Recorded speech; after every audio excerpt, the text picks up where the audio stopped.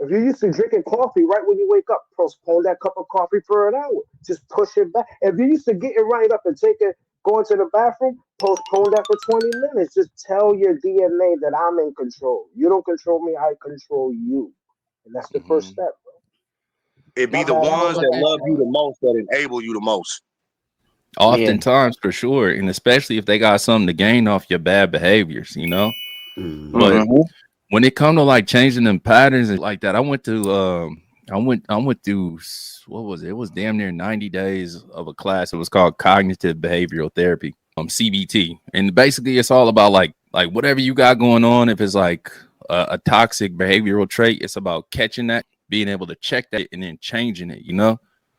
So one of the Hmm. things that I took that I soaked up the most from that class was, and they were talking about neural pathways, and that's in your brain. You know what I'm saying? That's how like information travels through your brain. Your And habits, your neural pathways, like your hallways. yeah, but you can carve out a new neural pathway, and it only takes 60 days. Like that's what the science behind carving out a new neural Like pathway. Yeah, it only takes 60 days of doing the same thing over and over again. Just you got to fight through it. You know, sometimes it's tough to break old habits and to start new ones. But if you consistently do that same thing for 60 days straight, it literally carves out a new neural pathway in your brain and you start thinking different. I was like, oh, that was powerful for me right there. I'm like, okay, for sure. So let me just set these Hmm. little 60-day goals if I'm trying to change something in my life.